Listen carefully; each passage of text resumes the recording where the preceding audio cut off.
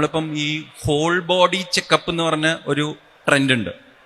Whole body checkup അടിസ്ഥാനരഹിതമായ കാര്യമാണ്. അതിന് യാതൊരു അടിസ്ഥാനവും ഇല്ല. ഹോൾ ബോഡി ചെക്കപ്പ് ചെയ്തുകൊണ്ട് ക്യാൻസർ കണ്ടുപിടിക്കാം. ഹോൾ ബോഡി ചെക്കപ്പിന് വേറെ പല കാരണങ്ങൾ കൊണ്ടാണ്. ഹോൾ ബോഡി ചെക്കപ്പിന് യാതൊരു അടിസ്ഥാനവും ഇല്ല. പക്ഷേ സ്ക്രീനിങ്, ചില ക്യാൻസറുകൾക്ക് സ്ക്രീനിങ് ഉണ്ട്. ബ്രസ്റ്റ് ക്യാൻസറിന് സ്ക്രീനിങ് പറയുന്നുണ്ട്. അത് 40 വയസ്സിന്റെ മുകളിൽ മാമോഗ്രാം എന്ന് പറഞ്ഞൊരു സ്കാനാണ്.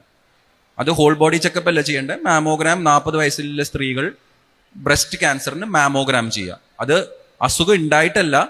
നമ്മളിപ്പോൾ കാലിക്കറ്റ് മൊത്തം എല്ലാവരും 40 വയസ്സിന്റെ മുകളിൽ സ്ത്രീകൾ പോയി മാമോഗ്രാം ചെയ്യുന്നു. അതിനകത്ത് എത്ര പേർക്ക് നേരത്തെ കണ്ടുപിടിക്കുന്നു.